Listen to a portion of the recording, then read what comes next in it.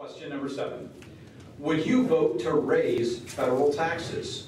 List 2 specific plans to improve our federal tax code.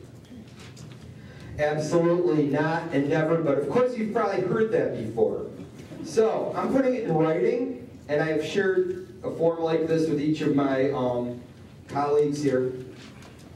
I, Scott A. Bowman, hereby swear that if my vote to change the tax code causes constituents' taxes to be higher than they would be under the 2011 code, that I will pay each of them the difference. In the event that I cannot meet this obligation, I will resign from office within 1 business day of this being verified and disperse my liquid financial holdings on a first-come, first-served basis. Here, a tax shall mean a mandatory payment to federal government, which is not a fine or fee for optional services rendered by mandatory. By mandatory, I mean non-compliance could result in significant property forfeiture or imprisonment. Removal of subsidies that occur in the form of special tax credits shall not be counted as an increase. Taxes on newly legalized or decontrolled commodities will be exempt. And of course, everyone has one. They're welcome to sign it. And I'm going to put this online as soon as I can, and I hope the others do so as well. So at least we got that out of the way. Changes to the tax code and what time is left. Cut spending to a point that we can eliminate the income tax and capital gains taxes and replace them with nothing. Incremental cuts could be made by increasing the personal exemption so that those least able to pay would see the benefits first while lowering the cost to everyone. Replace the confiscatory taxes with user fees or special services and other voluntary approaches to revenue. One of these could be prepayment for enforcement of contracts. If people expect the federal courts to enforce a contract, they must pay a fee equal to a modest percentage of the value that may be disputed. In transition to a completely voluntary system, a temporary tax on sales could replace an income tax as long as the 16th Amendment is repealed, so we don't end up with both. And we, I'm Scotty Bowman.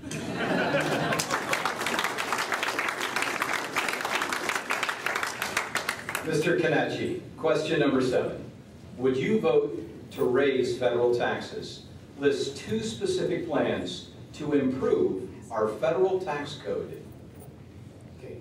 First of all, I would not raise federal taxes. We are taxed way, way too much. Whenever I look at any graph, I see that it's almost impossible to get more than 18 to 20% of gross domestic product from the tax base. And we're at that limit now, so we cannot raise it. It's virtually impossible. You know, we have different programs, like we have the current income tax, we have the fair tax, we have the flat tax, we have Herman Cain's 999. All those programs are going to be tax neutral. And the problem that we have, revenue neutral, excuse me, and the problems that we have are not taxing, but it's spending. You know, we have to cut spending. And I agree with Scotty, you know, for the first 2/3 of our nation's life, the federal government did adhere to its constitutional responsibilities, and spending averaged 2 to 3% of gross domestic product. That's 1/10 of what we're spending now. We had no income tax, and we had no debt. You know, the founders raised money as, well, the founders proposed. They had it through duties, imposts, and excises, and if they needed more money, they taxed the states, not the people. We were truly a free people, unencumbered by the IRS or anything like that. So that's what I would propose, you know, getting back to, you know, just enforcing our constitutional limitations. It's unconstitutional to spend any money outside of Article 1, Section 8 duties, as well as, you know, the Office of the Executive. But that's what I want to do. I want to limit everything, and once again, return all of those functions to the people, the free market, voluntary charity, or the states if someone wants government oversight. So that's it. Thank you.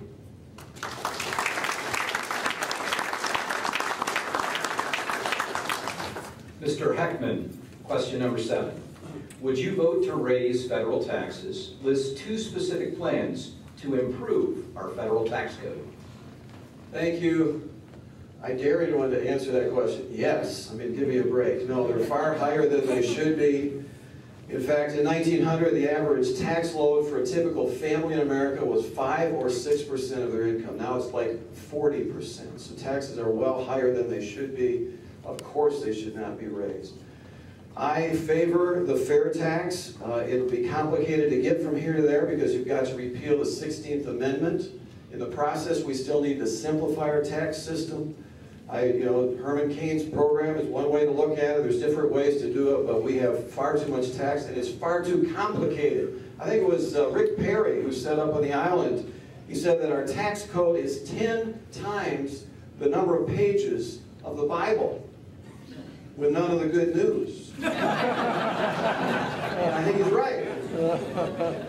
The other thing is, it's so complicated because of this incestuous relationship that exists in Congress between the lobbyists and the legislators. Why do you think our country, when the polls come out, as far as the popularity of our president, it's always the Congress that has about half the favorability rating. Why is that? It's because they do something that a judge would never do. Can you imagine me as a trial court judge taking money from a corporation and then deciding the case fairly thereafter? That would be an ethical violation. But for some reason, it's not an ethical violation for them to take money from a PAC.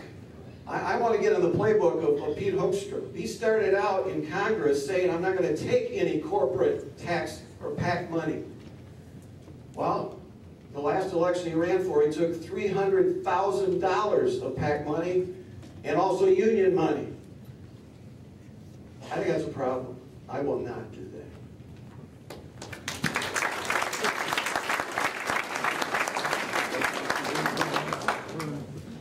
Mr. Durant, question number 7. Would you vote to raise federal taxes? List 2 specific plans to improve our federal tax code.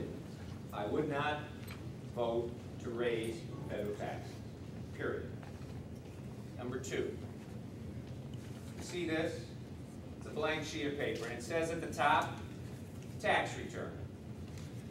I made this much, I contribute this amount, a flat percentage, thank you very much. And I contributed with gratitude to do a simple thing, to form a more perfect union, to establish justice, to ensure domestic tranquility, to provide for the common defense, promote the general welfare, and secure the blessings of liberty to ourselves and our posterity. And that is the only purposes for which our taxes should be spent. I also think it's very important to sign pledges. Some people say don't sign pledges. Well, I signed the Taxpayer Protection Pledge. I, Clark Durant, and this is the Americans for Tax Reform. I, Clark Durant, pledge to the taxpayers of the state of Michigan and to the American people that I will, 1, oppose any and all efforts to increase the marginal income tax rates for individuals or businesses, and 2, oppose any net reduction or elimination of deductions and credits unless matched dollar for dollar by further reducing tax rates. Now, not only did I sign it, and I had to have 2 witnesses, I added 1 more. I went into the kitchen and I said, Susan, would you please join me in this pledge? My wife of 38 years said sure and signed her name. Now I can't go back on it.